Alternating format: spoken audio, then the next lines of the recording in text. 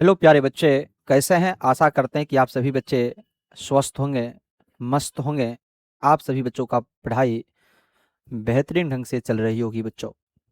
आप सभी बच्चों का मोरिया पाठशाला पर स्वागत है। आप सभी बच्चे बोर्ड का तैयारी बेहतरीन ढंग से कर रहे होंगे, किसी भी प्रकार का दिक्कत नहीं होगा। हमें उम्मीद है बच्चों कि जो भी लेक्चर आपको दिया जा रहा है वो सभी लेक्चर को आप सभी बच्चे देखते होंगे और अपने अपने दोस्तों को भी बताते होंगे और इस लेक्चर को शेयर भी कर देंगे। और जो भी बच्चे न्यू है वो इस यूट्यूब चैनल के को बच्चों सभी बच्चे सब्सक्राइब भी कर लेंगे, बेल आइकन भी दबा लेंगे ताकि आपको सभी बच्चों को समय समय पर नोटिफिकेशन मिल जाए बच्चों। तो आइए बच्चों हम लोग बात करते हैं। बायोलॉजी के अंदर बच्चों हम लोग 4 चैप्टर का बात कर चुके थे, जिनमें पहला चैप्टर पोषण के बारे में पढ़ चुके थे, दूसरा शोषण के बारे में पढ़ चुके थे, तीसरा जो हम लोग पढ़े थे बच्चों परिवहन के बारे में, और चौथा जो पढ़े थे बच्चों वो हम लोग पढ़े थे उत्सर्जन के बारे में। जो हमारे बॉडी के अंदर जो वेस्टेज पदार्थ होता है वो हमारे बॉडी के अंदर नहीं होनी चाहिए और उनको हम लोग क्या करते हैं बच्चों, उत्सर्जन की मदद से शरीर से बाहर निकालने का कार्य करते हैं बच्चों। तो हमें वन शॉट के रूप में भी सभी चैप्टर को देखे थे। और उनके बाद बच्चों इंपॉर्टेंट क्वेश्चन की भी बात किए थे, जो दीर्घ उत्तरीय और लघु उत्तरीय क्वेश्चन था जो बोर्ड एग्जाम में पूछे जाएंगे, उन पर भी हम लोग बात कर चुके थे। उनके बाद हम लोग ऑब्जेक्टिव पर भी बात किए थे, जो ऑब्जेक्टिव आपके बोर्ड एग्जाम में पूछे जाते हैं। तो वो जो भी बच्चे अभी तक उस सभी लेक्चर को नहीं देखे हैं तो वो सभी बच्चे उस लेक्चर को पहले देख लेंगे। और तब बच्चों अब जो हम एक नया अध्याय स्टार्ट करने जा रहे हैं, उस अध्याय का नाम है बच्चों, सभी को ये बात मालूम होगा, कंट्रोल एंड कोऑर्डिनेशन की बात करने जा रहे हैं बच्चों। क्योंकि बच्चों हम लोग यहां तक सभी बातों पर हम लोग एक एक करके चर्चा करेंगे। उनसे पहले बच्चों मैं आप सभी बच्चों को कुछ बात बता दूं कि आप सभी बच्चों को मैथ का भी लेक्चर देखने को मिल रहा होगा बच्चों, संस्कृत का भी लेक्चर देखने को मिल रहा होगा बच्चों, बायोलॉजी का बच्चों मैं तो कराता हूं बच्चों, फिजिक्स का भी लेक्चर आपको देखने को मिल रहा होगा बच्चों। अब जो रेस्ट आपको बचा हुआ सब्जेक्ट है बच्चों, वो भी बच्चों आपको बहुत जल्दी देखने को मिलेगा। तो आप सभी बच्चे टेंशन न ले।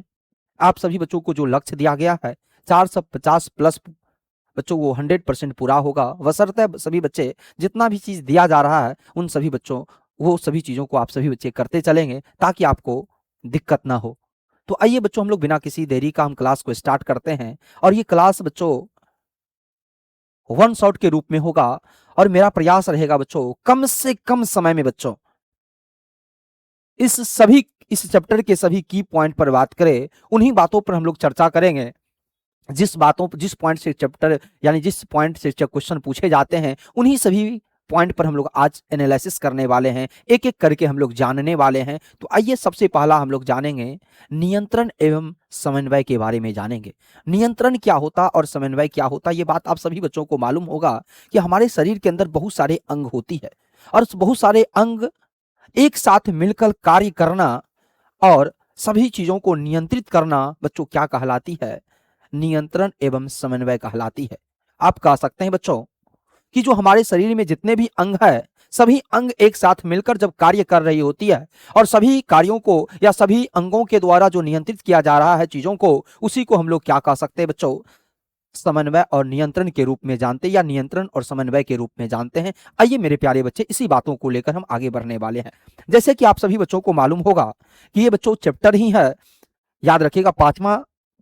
आप क्योंकि चौथा तक तो हम लोग बात कर चुके हैं, इसमें हम लोग बात करेंगे बच्चों नियंत्रण के बारे में बात करेंगे। किसके बारे में बात करेंगे, नियंत्रण एवं समन्वय पर बात करेंगे। आइए एक एक करके हम लोग इस बातों पर हम लोग चर्चा करते हैं बच्चों। सबसे पहला हम लोग जानेंगे, आपसे 2 नंबर में पूछा जाएगा अभी बच्चों कि नियंत्रण एवं समन्वय किसे कहते हैं बच्चों। तो आप सभी बच्चों को यह बात बताना होगा कि जब शरीर के विभिन्न अंग एक दूसरे के साथ मिलकर कार्य करते हैं और शरीर की क्रियाओं को नियंत्रित करती है या करते हैं तो उसे क्या कहेंगे बच्चों, नियंत्रण एवं समन्वय कहते हैं। क्या ये बात सभी बच्चों को समझ में आया कि जब हमारे शरीर के सभी अंग आपस में मिलकर एक दूसरे से मिलकर कार्य करते हैं और विभिन्न क्रियाओं को नियंत्रित करते हैं तो उसी को हम लोग क्या कहेंगे, नियंत्रण एवं समन्वय कहते हैं बच्चों।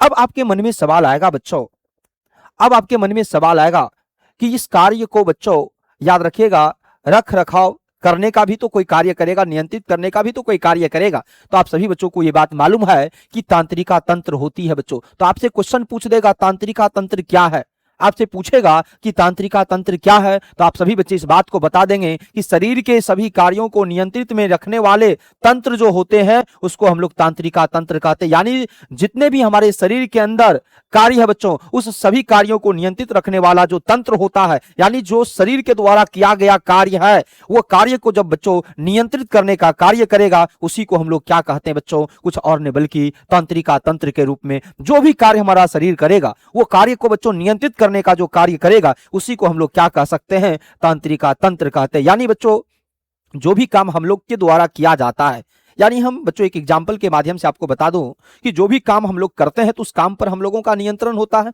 उन पर हम लोगों का कंट्रोल होता है। उसी तरह हमारा बॉडी भी तो बहुत सारे काम करती है, और वो काम करने के बाद उस पर नियंत्रित करने वाला जो हिस्सा होता है, उसी को हम लोग कहते हैं तांत्रिका तंत्र। ये भी बात आप सभी बच्चों को समझ में आया होगा, उम्मीद है बच्चों। अब बच्चों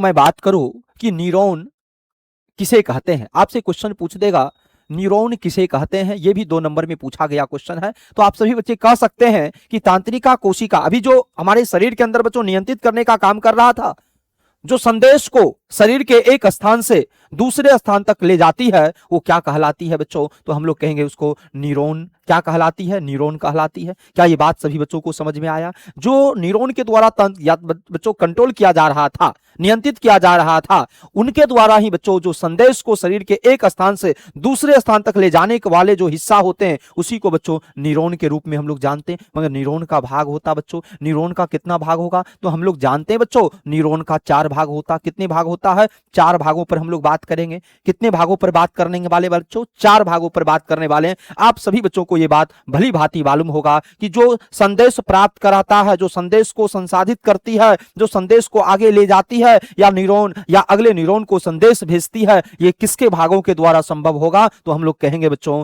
न्यूरॉन के भागों के द्वारा संभव होगा। ये बॉडी, हमारे बॉडी के अंदर ऐसी क्रियाएं होती है, जो हमारे शरीर के अंदर ऐसी क्रियाएं जो संदेश को प्राप्त करा। आप सबको मालूम होगा ब्रेन के बारे में जानते होंगे बच्चों, और ब्रेन के अंदर बच्चों याद रखिएगा एक चीजों यानी एक भाग से दूसरे भाग तक सूचना वगैरह याद रखिएगा पहुंचाने का कार्य जो मेमोरी के रूप में भी कार्य करता। तो हम लोग अभी ब्रेन के बारे में भी पढ़ने वाले हैं बच्चों, पहले इसको समझेंगे तब हम लोग पुनः बच्चों ब्रेन पर भी बात करेंगे। वो भी की पॉइंट है बच्चों, जहां से क्वेश्चन देखने को मिलेगा आप सभी बच्चों को। मेरे प्यारे बच्चे इस बात को समझेंगे कि जितने भी बात हमें भी करा रहे हैं आप सभी को याद रखिएगा, वो इंपॉर्टेंट, वो की पॉइंट आपके लिए है बच्चों। क्या इसका भाग को हम लोग जानेंगे।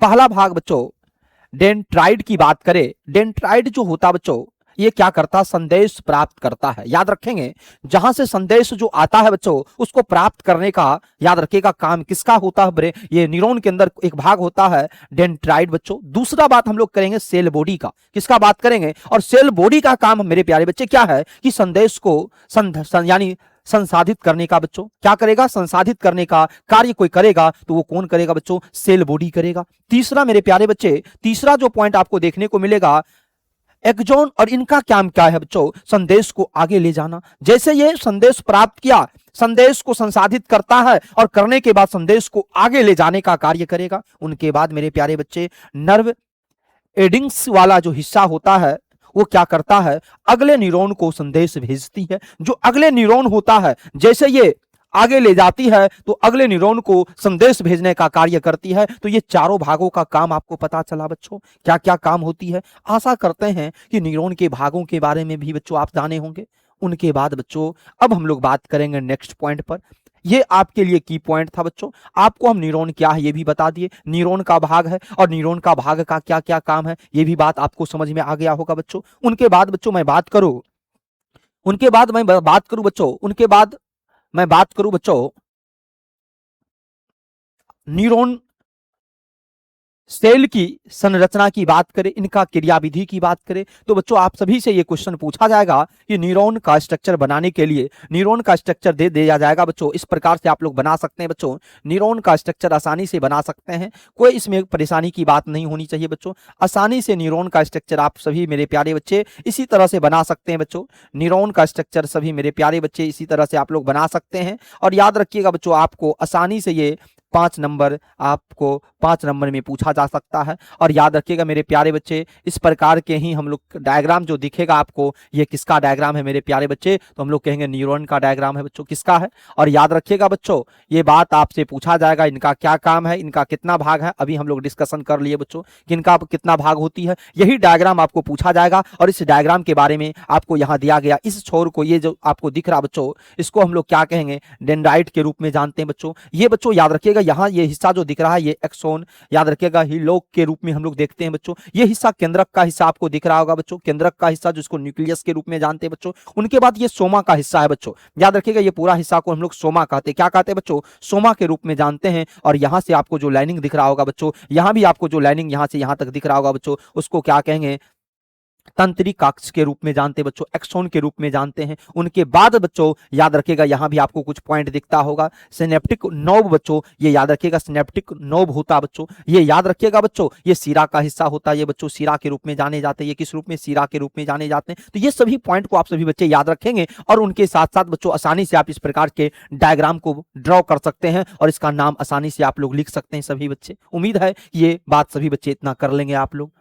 ये बच्चों डायग्राम आपके पूछे जाएंगे, ये डायग्राम आपके लिए इंपॉर्टेंट है। मगर बच्चों जितने भी बायोलॉजी का डायग्राम आपके लिए इंपॉर्टेंट है बच्चों, उनको हम लोग स्पेशल एक क्लास में देख लेने वाले हैं। एक स्पेशल उस पर हम लेक्चर लेकर आएंगे कि कौन सा डायग्राम आपके लिए इंपॉर्टेंट है और डायग्राम कैसे बनाई जाती है, उसका भी हम स्पेशल आपको लेक्चर देने वाले हैं बच्चों। तो इसके लिए टेंशन लेने की बात नहीं है बच्चों। आइए हम लोग वन शॉट के रूप में कर रहे हैं चीजों को, तो फास्ट में हम लोग एक एक पॉइंट को जानेंगे, कम समय में ही ज्यादा से ज्यादा चीजों को जानने का प्रयास करेंगे बच्चों। उनके बाद बच्चों, इसके बाद मैं बच्चों बता दूं कि आवेग का संचालन किसे कहते हैं बच्चों। आपसे पूछा जाएगा आवेग का संचालन किसे कहते हैं, ये बात आप सबको मालूम होगा बच्चों। क्या होता है? न्यूरॉन द्वारा तंत्रिका संदेश जो होता है, संदेश को पहले कहां भेजेगा बच्चों? डेंड्राइट से कहां भेजेगा? सेल बॉडी में। सेल बॉडी से कहां भेजेगा? एक्सोन के माध्यम से नर्व एडिंग तक पहुंचाने की प्रक्रिया को हम लोग क्या कहेंगे बच्चों? तंत्रिका प्रेरण का संचालन कहते हैं बच्चों। यानी कहने का मतलब ये हुआ कि न्यूरॉन द्वारा जो संदेश प्राप्त हुआ, उस संदेश को आगे कहां बच्चों? डेंड्राइट से सेल बॉडी, सेल बॉडी से एक्सोन, और एक्सोन से बच्चों याद रखिएगा नर्व एडिंग तक पहुंचाने की जो प्रक्रिया को तंत्रिका प्रेरणा का संचालन के रूप में हम लोग जानते हैं बच्चों। तो याद रखना बच्चों, आपसे क्या पूछा गया कि आवेग का संचालन तो किस प्रकार से हुआ, इस बात को जाने कि पहले न्यूरॉन द्वारा तंत्रिका संदेश आया, उसको कहां ले गया, फिर वहां से कहां ले गया, फिर वहां से कहां ले गया, और ये जो क्रिया प्रक्रिया हुआ वो तंत्रिका प्रेरणा का संचालन के रूप में जाने जाते बच्चों। क्या उम्मीद है कि ये भी बात आप सभी बच्चों को समझ में आ चुका होगा। उनके बाद बच्चों मैं बात करूं, उनके बाद हम लोग बात करूं तांत्रिका तंत्र के मुख्य भाग पर बात करेंगे बच्चों। 3 भाग हमें जानने को मिलेगा और 3 भाग में पहला हम लोग मस्तिष्क के बारे में जानेंगे, ब्रेन के बारे में, दूसरा जानेंगे मेरुदंड के बारे में, तीसरा जानेंगे तांत्रिकाएं के बारे में बच्चों। आइए हम लोग एक एक करके सभी चीजों को जानने का प्रयास करेंगे बच्चों। पहला हमें जानेंगे ब्रेन के बारे में, दूसरा जानेंगे बच्चों किसके बारे में? मेरुदंड के बारे में, तीसरा जानेंगे तांत्रिकाएं के बारे में। आइए सभी चीजों को हम लोग एक एक करके हम लोग जानने का प्रयास करते हैं। स्पाइनल कोड बच्चों याद रखना, कई बार स्पाइनल कोड के बारे में पूछा गया है और स्पाइनल कोड के बारे में कई क्वेश्चन पूछते हैं, इस पर भी हम लोग एक एक करके बात करेंगे। अब बच्चों आपको हम लोग पढ़ने वाले हैं मस्तिष्क के भाग और कार्य। तो आप सभी बच्चों को यह बात मालूम होगा कि मस्तिष्क का क्या, कितने भाग होते हैं और कितने कार्य हो, क्या क्या कार्य होंगे। एक एक भागों को जानेंगे और एक एक उनके कार्यों को जानेंगे कि हमारे ब्रेन का कौन कौन से भाग होते हैं और वो सभी भाग क्या क्या कार्य करते हैं। आइए मेरे प्यारे बच्चे सभी भागों को हम लोग जानने का काम करेंगे। सबसे पहला भाग याद रखिएगा फोर ब्रेन होता है और फोर ब्रेन को हम लोग अग्र मस्तिष्क के रूप में जानते हैं। यहाँ फोर ब्रेन किसको कहेंगे जरा बताना बच्चों। जो फोर ब्रेन होता है जिसको हम लोग कौन सा मस्तिष्क के रूप में जानेंगे बच्चों? अग्र मस्तिष्क के रूप में जानते हैं। तो आप सभी बच्चों को मालूम होगा बच्चों कौन सा हिस्सा है, जरा बताना बच्चों कौन सा हिस्सा है। तो आप सभी बच्चों को मालूम होगा बच्चों ये हिस्सा जिसको हम लोग याद रखिएगा बच्चों फोर ब्रेन के रूप में हम लोग जानते हैं बच्चों। किस रूप में जानते हैं? फोर ब्रेन के रूप में जानने का प्रयास करते हैं। जरा समझेंगे मेरे प्यारे बच्चे क्या होता है। कहता है बच्चों कि सोचने, समझने, याद रखने और निर्णय लेने का केंद्र किसको मानते हैं मेरे प्यारे बच्चे? अग्र मस्तिष्क को मानते हैं। स्वाद, स्पर्श, श्रवण, दृष्टि आदि का नियंत्रण भी कौन करेगा बच्चों? अग्र मस्तिष्क से ही करेगा। उनके बाद बच्चों मध्य मस्तिष्क की बात करूं बच्चों, तो मध्य मस्तिष्क आपको दिख रहा होगा बच्चों, ये हिस्सा को हम लोग मध्य मस्तिष्क का हिस्सा कहते हैं। और इनका क्या कार्य है बच्चों, इनका कार्य है कि आंखों और कानों के रिफ्लेक्स नियंत्रित करता है बच्चों। याद रखना, इन दोनों का नियंत्रित करने का काम याद रखना किसके द्वारा होगा, मध्य मस्तिष्क के द्वारा होगा बच्चों, मिड ब्रेन के द्वारा होगा। तो मिड ब्रेन का क्या क्या काम, आपको कौन कौन चीज का नियंत्रित करेगा, और अग्र मस्तिष्क का कौन कौन काम होगा बच्चों, ये बात आप सभी बच्चे समझे या नहीं समझे बच्चों, दोनों कार्यों को हम लोग एक एक करके जाने। तीसरा कार्य की बात करें बच्चों, तीसरा कार्य की बच्चों देख लीजिए आप लोगों को ब्रेन में ये प्रमस्तिष्क के रूप में ये कपाल का हिस्सा है, चारों साइड बच्चों याद रखिएगा, ये मध्य मस्तिष्क का हिस्सा है, और यहाँ बच्चों याद रखिएगा मेरु रज्जु होता है, और ये याद रखिएगा अनु मस्तिष्क का हिस्सा है, यहाँ बच्चों अनु मस्तिष्क पाया जाएगा, और ये बच्चों मेडुला का हिस्सा पाया जाएगा। यहाँ किसका हिस्सा है, मेडुला का हिस्सा पाया जाएगा। तो आप कह सकते हैं बच्चों हम लोग मस्तिष्क का कितने पर चर्चा किए, दो, ए और बी, अग्र मस्तिष्क पर बात किए और मध्य मस्तिष्क पर बात किए। और तीसरा जो हमें बात करना है बच्चों, वो बात करना किस पर, वो बात करना है पृष्ठ मस्तिष्क या पश्च मस्तिष्क पर बात करेंगे बच्चों। क्या होता है ये बात को समझेंगे। इनके अंदर बच्चों तीन भाग होते हैं, इनका खुद का तीन भाग होता है। पहला जो होता है बच्चों वो सेरिबेलम होता है, दूसरा होता पोन्स, और तीसरा होता मेडुला। बच्चों आपको अभी मेडुला की बात की, मेडुला ओब्लोंगाटा की बात की है बच्चों। तो आइए तीनों के बारे में हम एक एक करके चर्चा करेंगे बच्चों कि सेरिबेलम क्या होता है। तो आप सभी को मालूम है संतुलन और गतिविधियों का समन्वय करना किसका काम है मेरे प्यारे बच्चे, सेरिबेलम का काम है। आपसे पूछा जाएगा संतुलन और गतिविधियों का काम किसका है, कौन से ब्रेन का, पृष्ठ यानी पृष्ठ मस्तिष्क का, पश्च मस्तिष्क का। तो ये क्या करता है, ये संतुलन और गतिविधियों का समन्वय करने का कार्य करेगा। किसके मदद से, कहेंगे सेरिबेलम की मदद से। दूसरा पोन्स की बात करें, शोषण को नियंत्रित करने का काम कौन करेगा बच्चों, पोन्स करेगा, और पोन्स का काम है शोषण को नियंत्रित करने का काम। मेडुला का काम है हृदय की धड़कन हो, श्वसन दर हो और उल्टी आदि को नियंत्रित करने का काम कौन करेगा, तो कहेंगे मेडुला। तो ये क्वेश्चन आपसे पूछा जाएगा बच्चों जब हमारे शरीर के अंदर उल्टी वोमिटिंग की बात किया जाए, श्वसन दर की बात करें, श्वसन जो दर होता है उसकी बात करें, या हृदय की धड़कन जो होती है उनको नियंत्रित करने का काम कोई करेगा, तो ब्रेन कौन सा ब्रेन, अग्र मस्तिष्क पश्च मस्तिष्क को करेगा, मगर पश्च मस्तिष्क का कौन सा भाग करेगा, तो कहेंगे मेडुला के द्वारा किया जाएगा। हमें उम्मीद है बच्चों कि ब्रेन के तीनों भागों के बारे में आप लोग जाने, ब्रेन के तीनों भागों का कार्य जाने। अब बच्चों हम लोग बात करेंगे, नेक्स्ट पॉइंट पर चर्चा करेंगे। नेक्स्ट पॉइंट है मेरुदंड किसे कहते हैं बच्चों, क्या कहेंगे मेरुदंड किसे कहते हैं। जो भी बच्चे इस चैनल पर न्यू बच्चे हैं वो सभी बच्चे इस चैनल को सब्सक्राइब कर देंगे और बेल आइकन को दबा देंगे ताकि आप सभी बच्चों को समय समय पर नोटिफिकेशन मिल सके बच्चों। और बच्चों आप सभी बच्चों को बहुत जल्द ही बच्चों इस YouTube चैनल के माध्यम से बच्चों जितने भी YouTube चैनल पर अभी जो टीम मौर्या पाठशाला पर पढ़ा रहे हैं, जितने भी टीम बच्चों उनके द्वारा बच्चों बैच टारगेट जो बैच होता है बच्चों वो जो 2027 में एग्जाम देंगे जो 10th के बच्चे, उनके लिए बच्चों जल्द ही घोषणा होने वाली है बच्चों। तो उसके लिए टेंशन लेने की बात नहीं बच्चों। आपके जो भाई बहन, छोटे भाई बहन होंगे उन सभी बच्चों को तैयार कर देंगे, तैयार रहने के लिए बोल देंगे कि जनवरी से बच्चों आप लोगों का इस पर बच्चों इस यूट्यूब चैनल पर और इन्हीं का ऐप पर बच्चों बैच बहुत जल्दी लॉन्च होने जा रही है बच्चों। तो सभी बच्चे इन्फॉर्म कर देंगे अपने अपने छोटे भाई और बहन को बच्चों। जो अभी बार टारगेट दिया गया है बच्चों 450 प्लस लाना, ये बच्चों आप लोग जब तक मेरे साथ मेहनत नहीं करेंगे, यानी मौर्या पाठशाला पर जितने भी टीचर पढ़ा रहे हैं उनके साथ मेहनत नहीं करेंगे तो याद रखिएगा वो संभव नहीं होगा। तो ये इसलिए बच्चों दिन रात एक कर दीजिए मेहनत करने में बच्चों। जब आपके साथ हम लोग मेहनत कर रहे हैं तो आपको भी मेहनत करना होगा और जो लक्ष्य दिया गया उस लक्ष्य को पूरा करना हो। और लक्ष्य को क्या पूरा करना है बच्चों, 450 प्लस यानी टॉप 10 में हमें प्रवेश करना है बच्चों। तो सभी बच्चे से उम्मीद है कि आप सभी बच्चे पढ़ाई करेंगे और मेहनत करेंगे हम लोगों के साथ मिलकर बच्चों। आइए हम लोग जो बात कर रहे थे उस बातों पर बात करते हैं, उस बातों पर चर्चा करते हैं। क्या है वो बात बच्चों कि मेरुदंड किसे कहते हैं। अभी ब्रेन के बारे में हम लोग पढ़ चुके हैं, अब हम लोग बात करेंगे मेरुदंड स्पाइनल कोड के बारे में किसे कहते हैं जरा समझेंगे। कहता रीढ़, रीढ़ के बारे में आप लोग जानते होंगे। रीढ़ का हड्डी होता बच्चों हम लोग कशेरुकी जंतु के रूप में जानते हैं बच्चों, अकशेरुकी नहीं है क्योंकि हम लोगों के बॉडी के अंदर रीढ़ की हड्डी पाई जाती है बच्चों, याद रखिएगा। कहता रीढ़ की हड्डियों के अंदर स्थित सफेद तांत्रिका रज्जु पाई जाती है। जरा बताना बच्चों कि रीढ़ के हड्डी के अंदर स्थित सफेद तांत्रिका रज्जु पाई जाती है जो मस्तिष्क और शरीर के विभिन्न अंगों के बीच संदेशों को पहुंचाने का काम करती है उसे मेरुदंड कहते। कह सकते बच्चों, शरीर के विभिन्न अंगों तक संदेश पहुंचाने का कार्य करने वाले हिस्सा को क्या कहेंगे मेरे प्यारे बच्चे? तो कहेंगे बच्चों मेरुदंड कहते हैं। तो मेरुदंड का काम ही है कि रीढ़ की हड्डी के अंदर जो स्थित सफेद तांत्रिका रज्जु जो मस्तिष्क और शरीर के विभिन्न अंगों के बीच संदेश जो ले जाने या पहुंचाने का कार्य करती, उसी को हम लोग मेरुदंड कहते हैं, स्पाइनल कोड के रूप में जानते हैं। क्या ये बात सभी बच्चों को समझ में आ रहा है या नहीं आ रहा? सभी बच्चे कमेंट बॉक्स में बताएंगे क्या आप सभी को समझ में आ रहा है या नहीं आ रहा? सभी बच्चे फटाफट बताएंगे। उनके बाद बच्चों की मेरुदंड के मुख्य कार्य की बात करेंगे। क्या क्या हमें संदेश देती है मेरुदंड, किस किस संदेश को पहुंचाने का कार्य करती है, ये बात हमें जानना है या नहीं जानना है बच्चों? तो याद रखिएगा बच्चों, मस्तिष्क और शरीर के बीच संदेश का संचार बच्चों मेरुदंड के द्वारा होगा। उनके बाद प्रतिवर्त क्रियाओं का नियंत्रण भी कौन करेगा बच्चों? वो कौन का? मेरुदंड के द्वारा। शरीर की गतिविधियों का समन्वय भी कौन करेगा बच्चों? कहेंगे मेरुदंड के द्वारा होगा। तो क्या ये बात समझ में आया कि मेरुदंड का क्या क्या काम है और मेरुदंड क्या क्या काम करता है बच्चों? क्या समझ में आया? हमें उम्मीद है कि आप ये भी बात समझ में आ गया होगा आप सभी को।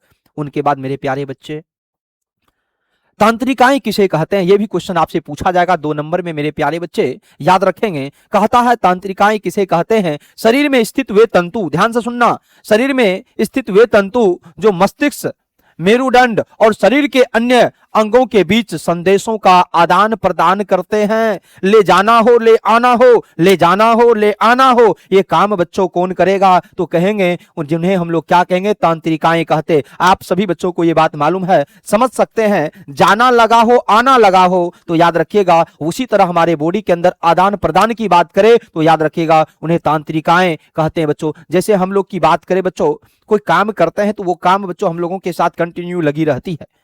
वो काम हमें करेंगे तब बच्चों हमें पैसा मिलेगा और उस पैसा से हमें, याद रखिएगा, अपना काम को पूरा कर सकते हैं। मगर ये काम हमें कंटिन्यू करना होता है। तो जब कोई काम को हम कंटिन्यू करते हैं तो वो काम पर हमें जाना भी होता है और आके वहां से फिर वो घर आना भी होता है। उसी तरह हमारे शरीर के अंदर भी बच्चों मस्तिष्क और मेरुदंड और शरीर के अन्य अंगों के बीच संदेश का आदान प्रदान जो होते रहता है बराबर, वो याद रखिएगा जो होना बंद हो जाएगा तो फिर समझिएगा दिक्कत वाली बात होगा बच्चों। यानी वो जो काम लगा रहता है वो लगा हुआ रहता, किसके कारण? कहेंगे तांत्रिकाएं के कारण। और तांत्रिकाएं नहीं होगा तो वो जो आदान प्रदान का हिस्सा है वो सदा के लिए बंद हो जाएगा मेरे प्यारे बच्चे। इसलिए ये काम जो लगा रहा था वो किसके कारण संभव है? तांत्रिकाओं के कारण संभव होती है बच्चों, याद रखिएगा। उनके बाद बच्चों हम लोग बात करें कि तांत्रिकाओं के मुख्य कार्य क्या क्या होगा, इनके मेन काम की बात करें बच्चों, इनके इंपॉर्टेंट कार्य की बात करें, ये क्या क्या मुख्य कार्य करता है। क्योंकि हम शुरू में ही इस बात को चर्चा कर दिए बच्चों कि जो भी पॉइंट हम पढ़ाने वाले हैं वो सभी इस चैप्टर का की पॉइंट देंगे आपको और वही की पॉइंट को आपको याद रखना है ताकि आप एग्जाम में अच्छा कर सके बच्चों। तो आइए ये क्या कार्य करती है, यानी बच्चों संवेदना को मस्तिष्क तक पहुंचाने का, जो संवेदना हम लोगों के बीच में जो फीलिंग्स जो हम लोगों का होता है उस बच्चों उन चीजों को याद रखिएगा पहुंचाने का कार्य कोई करेगा तो वो तांत्रिकाओं के द्वारा संभव होगा। दूसरा, मस्तिष्क से आदेश शरीर के अंगों तक पहुंचाना। हम लोग किसी को ऑर्डर देते, ये करो ये करो ये करो वो करो, करते हैं कि नहीं ऑर्डर? उसी तरह आपका बॉडी, आपका मस्तिष्क जो है बच्चों ये ऑर्डर देती है। ऑर्डर किसको देती है? शरीर को अनेक अंगों को ऑर्डर देती कि ये काम करना ये काम करना ये काम करना। जरा देखना, कट जाता या चोट लग जाता बच्चों तो हमारे शरीर क्या, हमारा ब्रेन क्या करता? तुरंत ब्रेन को सूचना जाता और सूचना जाने के तुरंत बाद बच्चों ब्रेन ये सूचना, अच्छा इसको जल्दी इलाज करो, जल्दी इसका टेबलेट लो, जल्दी इस पर इंजेक्शन लो, जल्दी इनको बंद करने का काम कहता है करने के लिए। ये जो बच्चों काम करने, ऑर्डर करने का काम करता बच्चों, वो किनके कारण संभव होगा? वो तांत्रिकाओं के कारण संभव होगा। और तीसरा बच्चों, शरीर की गतिविधियों का समन्वय भी करना किसका काम है मेरे प्यारे बच्चे? तो हम लोग कह सकते हैं ये तांत्रिकाओं का काम है बच्चों। तो याद रखिएगा तांत्रिकाओं के बारे में आप सभी बच्चे समझे होंगे क्या क्या इंपॉर्टेंट काम बताएं। संवेदना को मस्तिष्क तक पहुंचाना हो, मस्तिष्क से आदेश शरीर के अनेक अंगों तक पहुंचाना हो और शरीर की गतिविधियों का समन्वय करना हो मेरे प्यारे बच्चे, तो ये सब कौन करेगा? तो कहेंगे तांत्रिकाओं करेगा बच्चों। क्या ये बात समझ में आया? तांत्रिकाओं के बारे में समझे बच्चों। अब तांत्रिकाओं के बाद बच्चों हम लोग बात करेंगे तांत्रिकाओं के प्रकार के बारे में। आइए इनके प्रकार के बारे में हम लोग जानेंगे। संवेदी तांत्रिकाएं होती है, गामी तांत्रिकाएं होती है और एक होती है मिश्रित तांत्रिकाएं बच्चे। तो आप कह सकते हैं बच्चों इंद्रियों से संदेश मस्तिष्क तक ले जाने का काम कोई करेगा तो उसका उसमें तांत्रिकाओं के कौन से प्रकार करेगा? संवेदी तांत्रिका करेगा बच्चों। दूसरा हम लोग बात करें, गामी तांत्रिकाएं मस्तिष्क से आदेश शरीर के अंगों तक ले जाने का काम भी कौन करेगा? कहेंगे गामी तांत्रिका करेगा। और तीसरा मिश्रित तांत्रिकाएं बच्चों दोनों कार्य को संपन्न करेगा। ये कहता मस्तिष्क तक हम ही पहुंचाएंगे और ये भी कहता है कि मस्तिष्क से आदेश शरीर के अंगों तक हम ही पहुंचाएंगे। कौन? ये कहता है मिश्रित तांत्रिकाएं बच्चों। और मिश्रित तांत्रिका कहता दोनों काम हम ही कर लेंगे, तुमको करने की कोई आवश्यकता नहीं है बाबू, हम ही कर लेंगे उतना काम। कहते हैं ना हम लोग कि कोई काम, एक ही काम जो आदमी कर सकता है वो दो बांटों में बांटने की कोई आवश्यकता नहीं, मगर फिर भी कहता है कि नहीं हम ये काम करेंगे, हम ये काम करेंगे। तो ये मिश्रित तांत्रिका कहता है बाबू तुमको ये काम करने की कोई आवश्यकता नहीं है, हम खुद कर लेंगे। और खुद करने की बात जब होती है तो वो कौन करती है? मिश्रित तांत्रिकाएं करती है बच्चों, याद रखिएगा कौन करती है? मिश्रित तांत्रिका। तो हमें उम्मीद है कि ये तांत्रिकाओं के प्रकार को भी आप लोग समझे होंगे। अब बच्चों बात करेंगे प्रतिवर्त क्रियाएं क्या होती है। आप सभी बच्चे गर्म वस्तु को छूना बच्चों जरा छू के देखना, पता चल जाएगा कि गर्म वस्तु को जब हम छूते हैं तो तुरंत देखिएगा हमें झटका सा महसूस होता है और पीछे खींचने का काम करते हैं। जैसे उसको छूते हैं और कुछ ऐसे झटका लगता है, कुछ ऐसे महसूस होता है, तुरंत पीछे खींचने का काम करती है। तो आइए बच्चों उसी बातों पर चर्चा करेंगे। कहता है बिना सोचे समझे यानी बच्चों अचानक होने वाली स्वतः प्रतिक्रिया को हम लोग क्या कहेंगे? प्रतिवर्त क्रियाएं कहते हैं। यानी जो हमारे शरीर के अंदर बिना सोचे समझे अचानक जो बदलाव, अचानक जो बच्चों स्वतः प्रतिक्रिया दिखता है उसी को प्रतिवर्त क्रिया कहते हैं। जैसे हम कह सकते हैं कि गर्म वस्तु को छूते ही हाथ पीछे खींच लेना, ये क्या कहलाती है बच्चों? कहेंगे प्रतिवर्त क्रिया कहलाती है। क्या कहलाती है? प्रतिवर्त क्रिया कहलाती है। दूसरा बच्चों प्रतिवर्त चाप भी पूछेगा। कहता उत्तेजना से प्रतिक्रिया तक संदेश को ले जाने वाली तांत्रिका पथ को क्या कहेंगे? प्रतिवर्त चाप कहते हैं। क्या कहेंगे? प्रतिवर्त चाप कहते हैं। जैसे आपको ये बात पता चला कि उत्तेजना और उत्तेजना से प्रतिक्रिया तक संदेश को ले जाना कौन सा पथ यानी तांत्रिका पथ को एक नाम दिया जाएगा, उसका नाम है प्रतिवर्त चाप। और ये आपको 2 नंबर में आसानी से पूछा जा सकता है बच्चों, याद रखिएगा।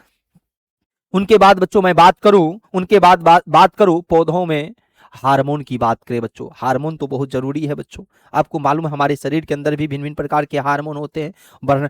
वृद्धि हम लोगों का, जब हम लोग जन्म लिए बच्चों और जन्म लिए तो इतना बड़ा हो गए तो बिना हार्मोन का तो नहीं, वो हार्मोन वृद्धि वाला हार्मोन होगा। उसी तरह पौधा के अंदर भी बच्चों हार्मोन काम करता है। वृद्धि वाला हार्मोन होगा, फल को पकाने वाला हार्मोन होगा, पत्ता को गिराने वाला हार्मोन होगा, सब वाला हार्मोन होगा। उस हार्मोन को हमें पढ़ने की जरूरत है बच्चों। आइए एक एक करके हम लोग पढ़ते हैं।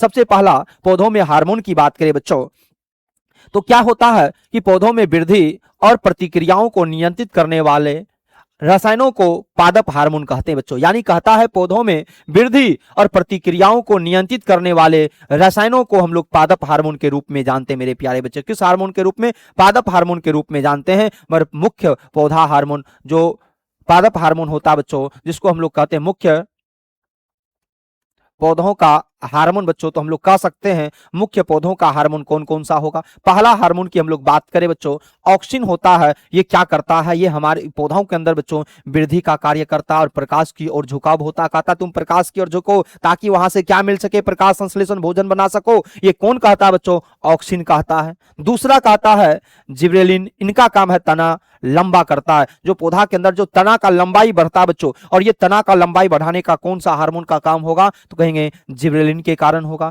और साइटोकाइनिन कहता है कोशिका विभाजन करो। क्या कहता? कोशिका विभाजन करो। किसके अंदर कहता ये हार्मोन? पौधा के अंदर कहता तुम कोशिका विभाजन करो फटाफट। तो ये क्या करता? साइटोकाइनिन कोशिका विभाजन करने का। और एथिलीनिन का काम है फलों का पकाना बच्चों। और फल पकेगा तब तो हम लोग खाएंगे, फल पकवे नहीं करेगा तो कैसे खाएंगे बच्चों? तो याद रखना, पूछेगा फल को पकाने वाले हार्मोन का नाम क्या होगा? तो कहेंगे एथिलीन होगा बच्चों। और एथिलीन के कारण बच्चों क्या करता? फलों का पकना, मगर वृद्धि को रोकता है और पत्ती गिराता है। वो भी तो हार्मोन होगा जो वृद्धि को रोक देता। तुम का तो रुक जाओ वृद्धि, और कहता है पत्ती को गिरा दो। तो वो याद रखना, जिसको हम लोग BA के रूप में जानते हैं बच्चों। और ये क्या करता है? वृद्धि को रोकता है और पत्तियां गिराने का कार्य करती है बच्चों, जिसको याद रखिएगा हम लोग अम्ल के रूप में भी हम लोग जानते हैं बच्चों। क्या ये बात सभी बच्चों को समझ में आया? एक बात और समझा दूं बच्चों आप लोगों को कि हम लोगों के अंदर बच्चों एक निश्चित एज के बाद वृद्धि रुक जाती है बच्चों, याद रखना। मगर प्लांट के अंदर वृद्धि नहीं रुकती बच्चों, याद रखना।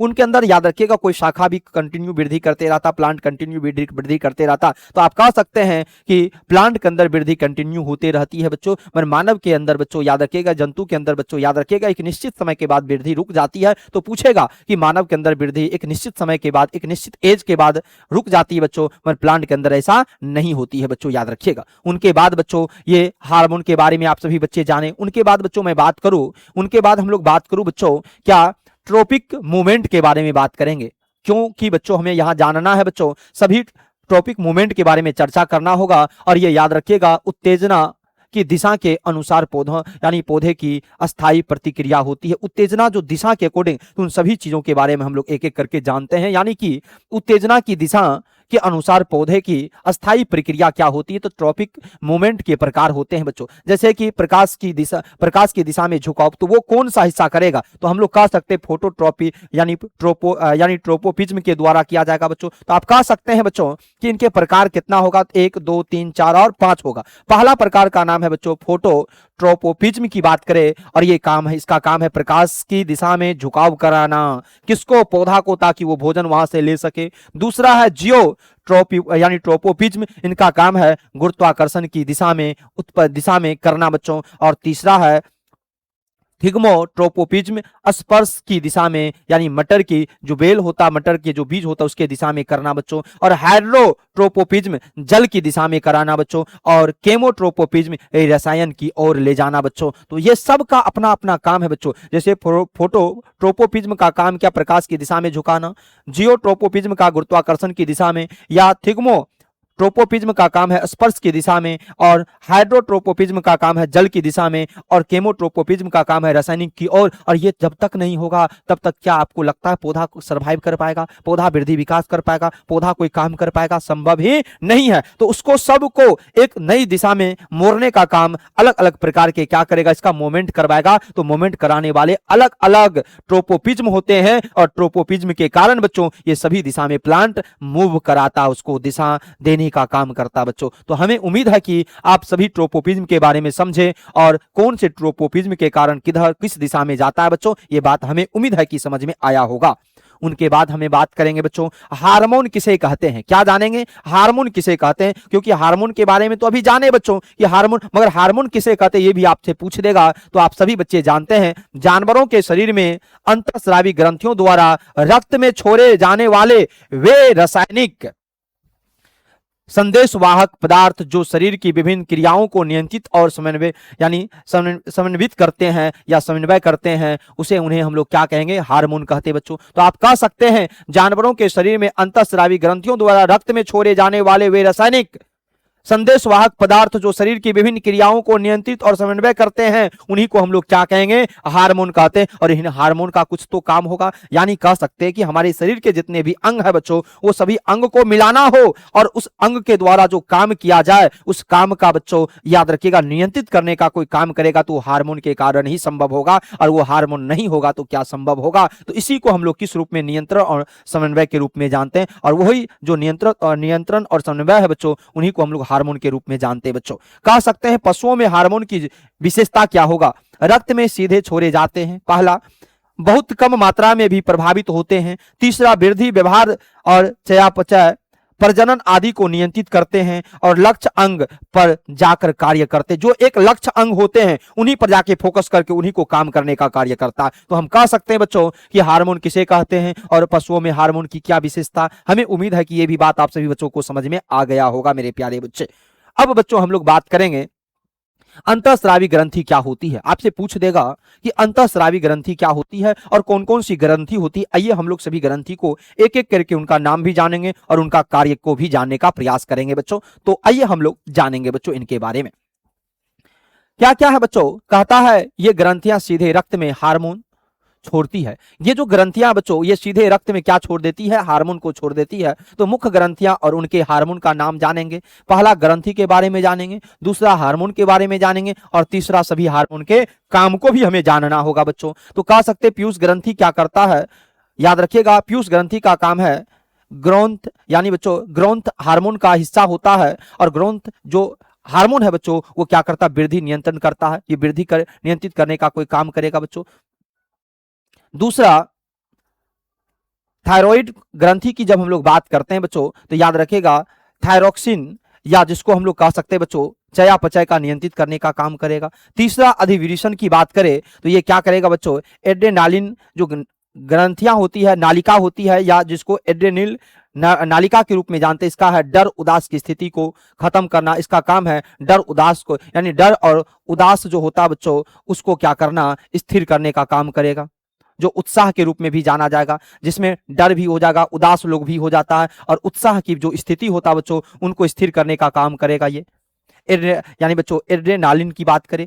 और अग्नाशय की बात करें, इंसुलिन होता है, और इंसुलिन का काम है बच्चों रक्त शर्करा का नियंत्रण करना। और बच्चों अंडाशय ओवरी का काम है बच्चों एस्ट्रोजन की बात करें, जो याद रखना बच्चों किसके अंदर पाया जाएगा, फीमेल बॉडी के अंदर पाई जाती है। और याद रखना इसके द्वारा याद रखना महिला यौन लक्षण का पता चलता है, यौन लक्षण के बारे में हमें जानेंगे। और बच्चों विरेचन की बात करें तो विरेचन का काम है बच्चों टेस्टोस्टेरोन नामक हार्मोन उत्पन्न करना। और याद रखना बच्चों पुरुष यौन लक्षण के बारे में जानेंगे। आप सभी बच्चों को मालूम होगा कि जो अंडाशय के द्वारा स्रावित हार्मोन होता है एस्ट्रोजन होता है, और याद रखिएगा जो विरेचन के द्वारा स्रावित हार्मोन होता है वो टेस्टोस्टेरोन होता है। तो ये बात सभी बच्चे को समझ में आया बच्चों कि ग्रंथि का नाम बताए, पीयूष ग्रंथि, थायराइड ग्रंथि, अधिविक्र की बात किए, अग्नाशय की बात किए, अंडाशय की बात किए, विरेचन की बात किए, और पीयूष ग्रंथि का पहला हार्मोन बच्चों ग्रेथ हार्मोन की बात की जिसको हम लोग वृद्धि हार्मोन के रूप में जानेंगे। थायरोक्सिन हार्मोन की बात की जो यानी चयापचय का कार्य करेगा। एड्रेनिल यानी एड्रेनालिन ग्रंथि की बात किए जो हार्मोन के रूप में जाने, ये डर और उत्साह की स्थिति को स्थिर करके रखेगा। और जिसको हम उदासपन की भी बात करें बच्चों, इंसुलिन का जो काम है बच्चों, इंसुलिन का काम है बच्चों रक्त शर्करा नियंत्रित करने का कार्य करेगा। और याद रखना एस्ट्रोजन जो होता है महिला यौन लक्षण के रूप में जाने जाते हैं, जिसमें अंडाशय से स्रावित हार्मोन के रूप में जाने जाते हैं। और टेस्टोस्टेरोन बच्चों याद रखना ये विरेचन से स्रावित हार्मोन है जो पुरुष यौन लक्षण के बारे में बताने का कार्य करेगा बच्चों। तो क्या ये बात सभी बच्चों को समझ में आया कि सभी ग्रंथि की बात किए बच्चों, और सभी ग्रंथि के साथ हार्मोन की बात किए, और सभी कार्य को भी हम लोग एक एक करके जाने बच्चों। उनके बाद हम लोग बात करेंगे बच्चों, ये आपको दो डायग्राम आपको दिख रहा होगा बच्चों, और ये डायग्राम एक मेल का है और एक फीमेल का है बच्चों। चित्र मानव की अंतःस्रावी ग्रंथि का है बच्चों, एक नर का होगा और एक मादा का होगा बच्चों। एक नर का डायग्राम आपको दिख रहा होगा, एक मादा का। तो हम लोग सबसे पहले एक मादा का डायग्राम की बात करें, इसके अंदर हाइपोथैलेमस होगा। हाइपोथैलेमस ग्रंथि देखिएगा, इस जगह को हम लोग हाइपोथैलेमस ग्रंथि कहते हैं बच्चों। उसी तरह पिनियलिन ग्रंथि की बात करेंगे, जो पिनियलिन ग्रंथि है बच्चों, और ये याद रखिएगा जस्ट हाइपोथैलेमस के जस्ट बगल में पाया जाएगा। पीयूष ग्रंथि की बात करें, ये दोनों हिस्सा के बगल में बच्चों यहाँ पीयूष ग्रंथि पाई जाएगी। और उसके बाद आप सभी बच्चों को पूछा जाएगा बच्चों पराउट ग्रंथि होता है बच्चों। उनके बाद बच्चों उट ग्रंथि होता है, उट ग्रंथि के रूप में भी जाना जाएगा इसी साइड बच्चों। और यहाँ बच्चों पराउट ग्रंथि, ये दोनों पॉइंट पर देखने को मिलेगा बच्चों। उनके बाद अधिविक्र जिसको किडनी के रूप में, तो याद रखना अधिविक्र ग्रंथि पाई जाएगी, ये बच्चों याद रखिए किडनी के जस्ट ऊपर पाई जाती है। उनके बाद अग्नाशय की बात करें, यहाँ अग्नाशय पाई जाती है बच्चों। और लास्ट में बच्चों हम लोग जानेंगे बच्चों अंडाशय का हिस्सा, अंडाशय दो पाई जाती है, एक लेफ्ट और एक राइट साइड पाई जाती है। फीमेल में दो अंडाशय पाई जाती है, एक लेफ्ट साइड और एक राइट साइड बच्चों। उनके बाद हम लोग बात करें बच्चों, क्या बच्चों मेल के अंदर बात करें तो याद रखिएगा मेल में भी बच्चों हाइपोथैलेमस होगा। उसी तरह पिनियल ग्रंथि देखने को मिलेगा, पीयूष ग्रंथि देखने को मिलेगा। अब यानी आउट ग्रंथि की बात करेंगे, पराउट ग्रंथि की बात करेंगे, थाइमस ग्रंथि यहाँ बच्चों याद रखिएगा, जो याद रखिएगा लंग्स के जस्ट हिस्सा में जो पाया जाएगा, अलग अलग जो अंगूर के गुच्छा के समान पाई जाती है। अग्नाशय की बात करें, इसमें भी होगा बच्चों अधिविक्र ग्रंथि पाया जाएगा, इसमें भी बच्चों दोनों किडनी के ऊपर बच्चों याद रखिएगा। उनके बाद यहाँ विरेचन पाया जाएगा, और विरेचन भी बच्चों स्पर्म का फॉर्मेशन करती है। किसका फॉर्मेशन करती है बच्चों?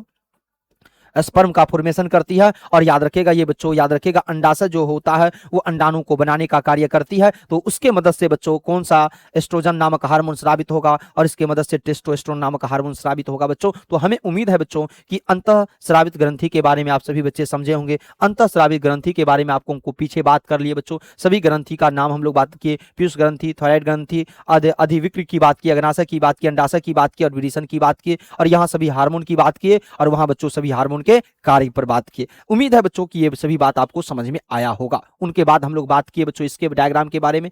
अब आइए बच्चों इस चैप्टर का हमें ब्रेन से रिलेटेड वन लाइनर जो वन लाइनर के रूप में पूछा जाएगा बच्चों, वो क्वेश्चन पर हम लोग बात करेंगे जो बिहार बोर्ड में आपके पूछे जाएंगे। यानी जो बच्चों डायरेक्ट आपके क्वेश्चन को पूछे जाएंगे, जो ऑब्जेक्टिव टाइप के, जो ऑप्शन टाइप के आपको देते हैं बच्चों, उन्हीं को बच्चों हम लोग ब्रेन से रिलेटेड कुछ बातों पर जानकारी चाहेंगे बच्चों, कि सभी बातों को एक एक करके हम लोग जानेंगे। जो इंपॉर्टेंट पॉइंट है बच्चों, वो इंपॉर्टेंट पॉइंट जो की पॉइंट के रूप में जाने जाते हैं, जो आपके एग्जाम में देखने को मिलेगा बच्चों, उसी पर हम लोग एक एक करके बात करते हैं। आइए, पहला बच्चों, मस्तिष्क किसे, यानी मस्तिष्क किससे सुरक्षित रहता है? जो मस्तिष्क किससे सुरक्षित रहता है, तो खोपड़ी से बच्चों, याद रखना। मस्तिष्क जो होता है वो किससे सुरक्षित रहता है, तो हम लोग कह सकते हैं खोपड़ी से बच्चों। उनके बाद दूसरा पॉइंट, मस्तिष्क को ढकने वाली झिल्लियों को क्या कहते हैं, तो याद रखना बच्चों, मेनिनिज, बच्चों याद रखिएगा, मेनिनिज के रूप में जाना जाएगा। और मेनिनिज की बात करें बच्चों, तो ये क्या करता है, मस्तिष्क को ढकने का कार्य या ढकने वाली झिल्ली होती है बच्चों। तीसरा पॉइंट बच्चों, मस्तिष्क को पोषण कौन देता है, तो याद रखिएगा सेरिब्रो स्पाइनल नर्व देता है, जिसको हम लोग CSF के रूप में जानते हैं। और याद रखिएगा सेरिब्रो स्पाइनल जो होता है, ये मस्तिष्क को क्या करता है, पोषण देने का काम करता है। मस्तिष्क का सबसे बड़ा भाग कौन सा है, तो सेरिबेलम है बच्चों। अभी हम लोग सेरिबेलम के बारे में चर्चा किए, तो सेरिबेलम जो है बच्चों, याद रखना, मस्तिष्क की सबसे बड़ा भाग है। और पांचवा, वृद्धि, स्मृति, तर्क का केंद्र किसको कहते हैं, सेरिब्रम को ही कहते हैं बच्चों। जो वृद्धि की बात करता है और बुद्धि की भी बात करता, स्मृति की बात करता, तर्क का बात करता, केंद्र की बात करता है, वो सब किसके द्वारा बच्चों, याद रखना, सेरिब्रम के द्वारा होगा। मगर हमारे शरीर के अंदर जो बुद्धि की बात करेगा, याद रखना बच्चों, स्मृति की बात करेगा, तर्क का बात करेगा, वो क्या हो जाएगा बच्चों, सेरिब्रम हो जाएगा, जिसमें वृद्धि विकास की भी कुछ हम लोग बात करेंगे बच्चों। उनके बाद हम लोग बात करेंगे बच्चों, संतुलन और शरीर की मुद्रा का नियंत्रण कौन करता है, तो कहेंगे सेरिबेलम करेगा बच्चों। श्वसन, हृदय गति और रक्तचाप कौन नियंत्रित करता है, तो मेडुला करेगा बच्चों। रीढ़ की हड्डी कहां से निकलती है, तो मेडुला से निकलती है। मनुष्य में मस्तिष्क का भार कितना होता है, तो 1400 ग्राम होगा बच्चों। मस्तिष्क में ग्रे मैटर कहां पाया जाएगा, तो बाहरी भाग में पाई जाती है। ये सभी की पॉइंट है बच्चों, और ये सभी पॉइंट आपसे पूछे जाएंगे। उनके बाद बच्चों, मस्तिष्क में व्हाइट मैटर कहां पाया जाता है बच्चों, तो हम लोग कहेंगे भीतरी भाग में। मस्तिष्क का नियंत्रण केंद्र किसे कहते हैं, तो मस्तिष्क यानी ब्रेन को ही कहते हैं बच्चों। और स्वैच्छिक क्रियाओं का नियंत्रण कौन करता है, तो याद रखिएगा सेरिब्रम करेगा। और अनैच्छिक क्रियाओं का नियंत्रण कौन करेगा, तो मेडुला करेगा। नींद और याद रखिएगा जगाने का काम कौन करेगा, तो हम लोग कहेंगे हाइपोथैलेमस के कारण होगा। आप सभी बच्चों को ये बात पता चल गया बच्चों। उनके बाद नींद, और ये तो हम लोग पढ़ लिए बच्चों, इसको तो हम लोग कर लिए। उनके बाद पिट्यूटरी ग्रंथि का कम, यानी पिट्यूटरी ग्रंथि कहां स्थित होता है बच्चों, तो मस्तिष्क में होता है, हाइपोथैलेमस के नीचे। या प्रतिवर्त क्रिया का केंद्र कहां होता है, तो मेरुदंड में, जो आपको पढ़ाए बच्चों। उनके बाद दाएं मस्तिष्क भाग का नियंत्रण शरीर के किस हिस्से पर होता है, तो कहेंगे बाएं हिस्से पर।